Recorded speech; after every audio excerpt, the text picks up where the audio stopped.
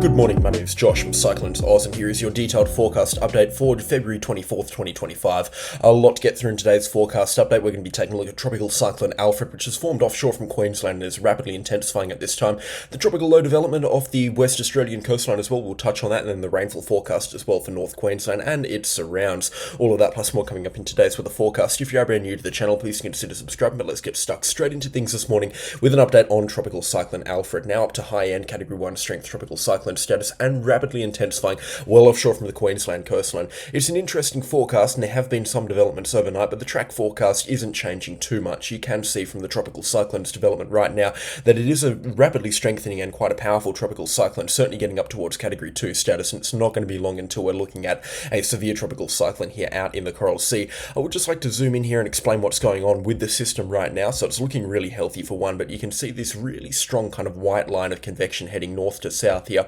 That's the formation of an eye wall. Now this system here, as you can see, is really small. I mean, the central dense overcast, which is the size of the thunderstorms and the size of the immediate convection and probably the size of the tropical cyclone wind field, would fit comfortably between Cairns right down towards Ingham. So it is a really small tropical cyclone right now, which is quite uncharacteristic of some of these Coral Sea tropical cyclones. They are generally quite a lot bigger than this, but this system here really being quite small, and it will make the most of the environment that it is in. And already rapid intensification is quite apparent with this system right now, which is very good to see. It is a healthy tropical cyclone here and continuing to rapidly intensify. Very nice to see, and I imagine a lot of people on the Queensland coastline very excited to be tracking a system like this. The only thing that I could probably fault this system is maybe a misalignment in its vertical stacking, which means that the system is still slightly disorganized and we won't likely see an eye develop or a healthy eye develop for the next couple of hours. But I'm having a look at the lower level winds here, and it looks like the low pressure system, or the center of the low pressure, might be somewhere around here, and whereas the actual center of low pressure and the center of all the convection is probably displaced by about 30 or 40 kilometers over towards the west. Now that's no big deal, and the system can tighten that up quite nicely, but that's probably the only reason why this system isn't explosively intensifying right now, considering it is in a very favorable environment. And like I said, those sea temperatures are going to remain very healthy for the remainder of this storm's life over the next couple of days. 29 pushing 30 degrees where the storm is right now, and it doesn't drop below 30 degrees for the next 3 days, and then it starts to cool off a little bit as it heads further towards the south, but still 29 degrees Celsius, and then it gets much cooler as it heads down towards the southeast corner of Queensland. But still, even later on in the forecast, it's going to have healthy sea temperatures ahead of it, so this system here really making the most of the conditions that it is currently finding itself in.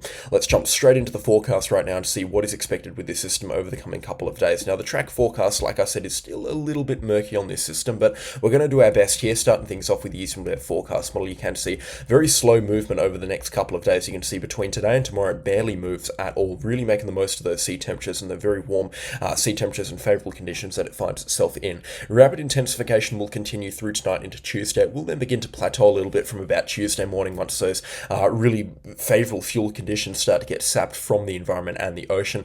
Continued slow intensification is possible through Tuesday night into Wednesday morning, and the storm likely to achieve peak intensity sometime Wednesday night into very early Thursday morning.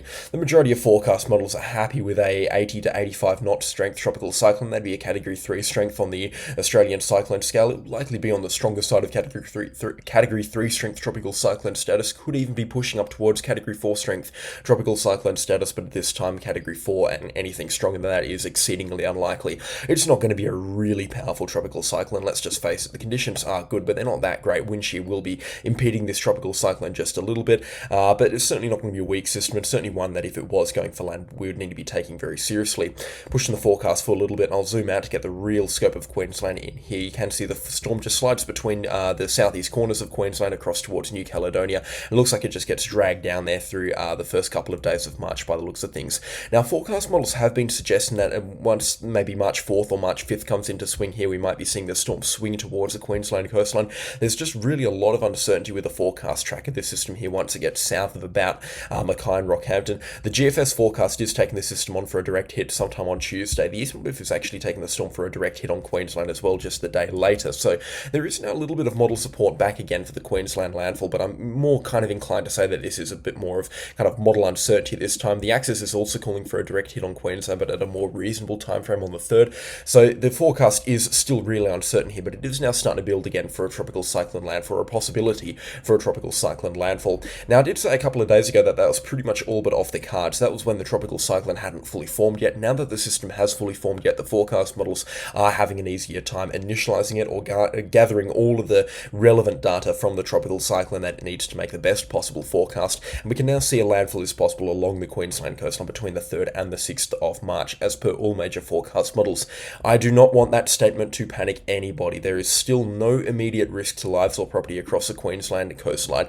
There's still a major amount of uncertainty here with the forecast, and things can change dramatically. We don't even know, or we can't even pretend to know right now, whereabouts the landfall is going to be, if a landfall does even occur. So I'm going to jump into my hot take here on the forecast, and I'm going to tell you exactly what I expect here, which is a little bit more of a mix between these major forecast models. I still expect the storm to be following that track that we've been seeing time and time again over the next 5 days, where it just swings down here, through here, around, or getting down towards the Mackay and New Caledonia area, and then starting to slow down in its motion, really not knowing what to do. It will be weakening by this time here, and then it's expected to head towards the Queensland coastline, and very slow moving, might I add, through Sunday, Monday and Tuesday, the 2nd to the 4th of March respectively. We'll likely see this storm line up for a final approach along the Queensland coastline. All forecast models are now dragging the storm into Queensland, whether it's a remnant low or a tropical cyclone. It really doesn't matter anymore. I am now expecting this low pressure system to cross the Queensland coastline somewhere between Rockhampton down towards the Sunshine Coast. Most likely location right now will be Gladstone or Bundaberg. But again, in terms of intensity, it's going to be a strong tropical low or a weak tropical cyclone here. Really not expecting anything significant in the way of a tropical cyclone impact. That's highly unlikely at this time, but it will certainly be a rare tropical cyclone impact for this far south on Queensland. Interesting stuff, that's for sure, and still a lot of discrepancies between the forecast models that we need to be ironing out here.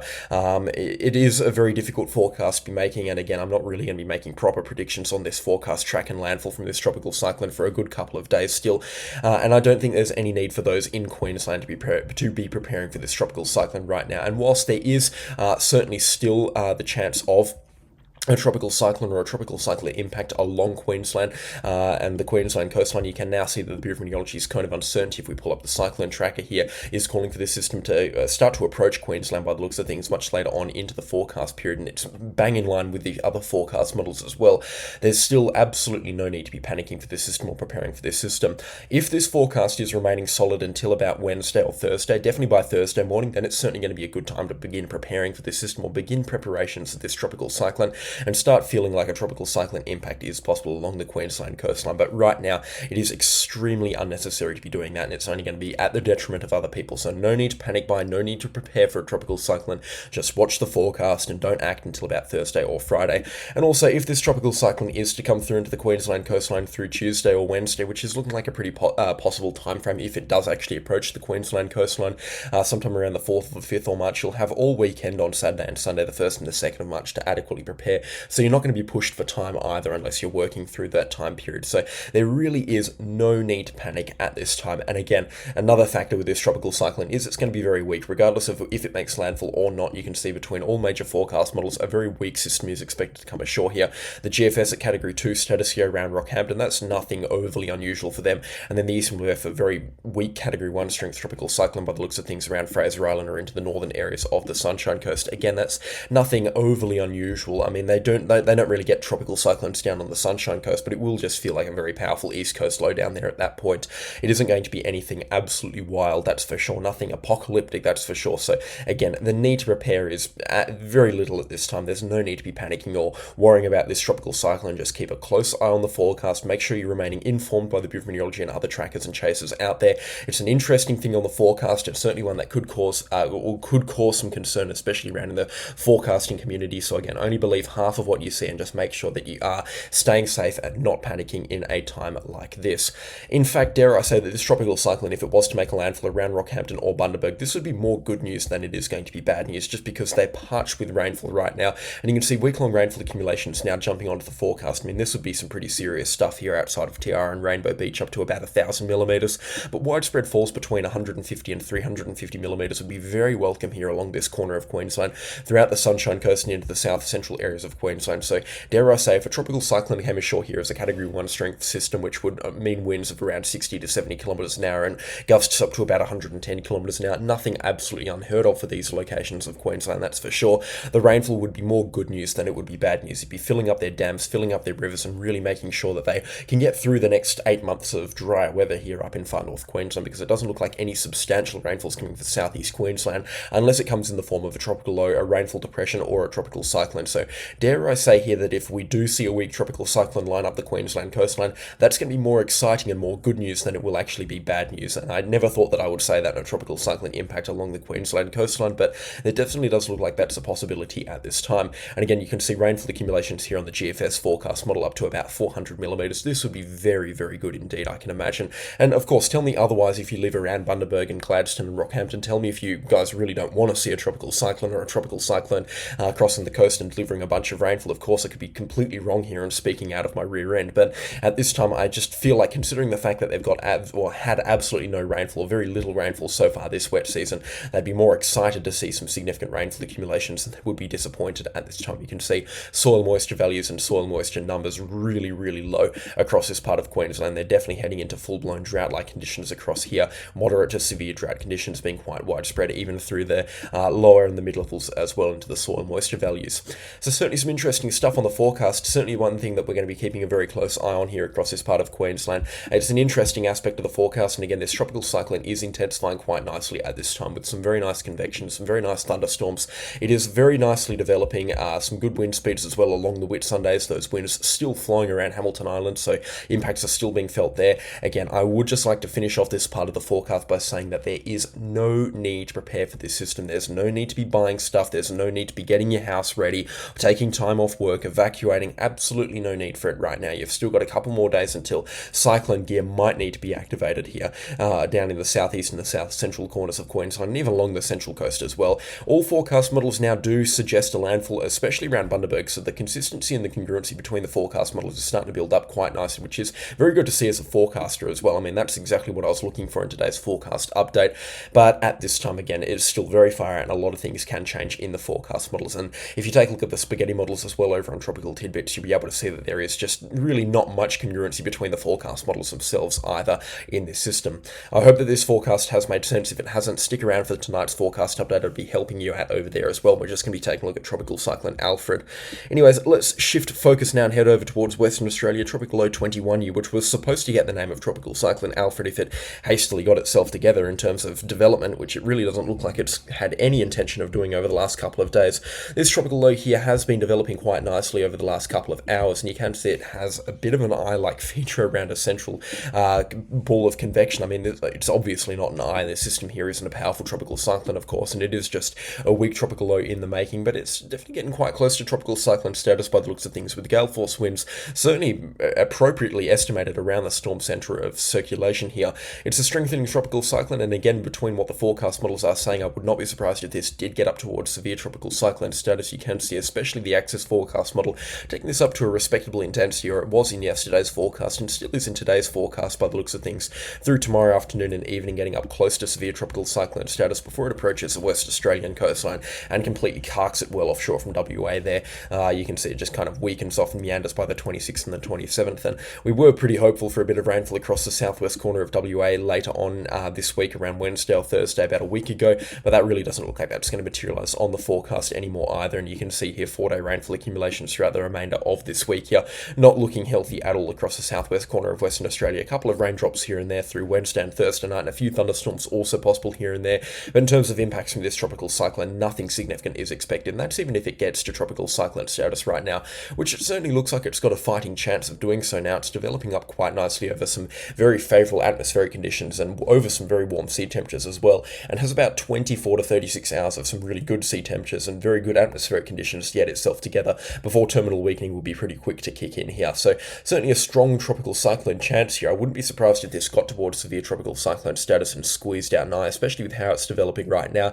We just need a little bit more convection, a little bit more thunderstorm activity around the storm centre of circulation for that to happen, which I don't really believe is going to happen in the next couple of hours. I think this storm will be relatively slow to strengthen, that's for sure. But yeah, certainly some interesting stuff along opposite ends of Australia. We've got that tropical cyclone over with Alfred and the developing tropical cyclone offshore from Western Australia. Not unusual that we have it, but it's certainly a busy time of the year for tropical cyclone activity mid-February. We're in peak season right now. Alfred, a lot to be talking about, so stick around in tonight's forecast update, and also make sure you check out the Facebook page as well. I'll be very active there today and over the next week as this system slowly develops up quite nicely. In terms of other aspects of the forecast around Australia, you can see over the next 4 days, really nothing to be writing home about at all across much of Australia here. Even the Northern Territory and Western Australia, not expecting anything crazy in the way of rainfall. 14-day rainfall accumulations conditions are really only healthy around Queensland. Of course, if we do see that tropical cyclone kick itself into the southeast corners of Queensland, we'll be looking at some pretty significant rainfall accumulations too along the northeastern coast of New South Wales, and that will extend up through the Gold Coast and Brisbane. So all around, lots of rainfall would be coming through from this tropical low here. We'd be interested to see what happens there, and again, I'll be giving detailed forecast updates on that if that does eventuate. But again, in terms of the nitty-gritty forecast for New South Wales and Queensland, if you're not interested in the broader picture and you just want the nitty-gritty stuff on the channel, there's no point in watching the videos till about Thursday or Friday. I won't be able to really help you out there as well, but feel free to flick me a message and I'll see if I can do something for your location in terms of a forecast. Throughout the remainder of Australia, though, really nothing to be talking about at all. It was a pretty warm day across parts of Victoria and New South Wales into last weekend. It got quite warm indeed, and we're still looking at 40-degree temperatures across interior parts of Australia. It's the middle of summer still, but only a couple more days of summer left, so these temperatures are going to be pretty quick to cool down. Still warm temperatures continuing throughout the remainder of this week across northwest and western Australia, interior parts of South Australia and the Northern Territory, and parts of Queensland too. And as this tropical cyclone / tropical low draws closer to the coastline over in North Queensland and across central Queensland, we'll be seeing some very warm temperatures as well along the North Queensland coastline. So expect a relatively warm start to March across the northeastern corners of Queensland, especially up into the Cape York Peninsula. It certainly doesn't look like the summer temperatures are going to be ending anytime soon. In fact, it really looks like a pretty warm start to autumn across Western Australia, and especially into the southwest corners of Western Australia as well, with plenty of warm temperatures looking like they're going to be kicking in over there. Interesting stuff. The forecast is not going to be boring. With warm temperatures as well, we bring the chance of thunderstorms, and you can see later on into the forecast period after that rainfall across the southeastern corners of Queensland from that tropical low / tropical cyclone Alfred.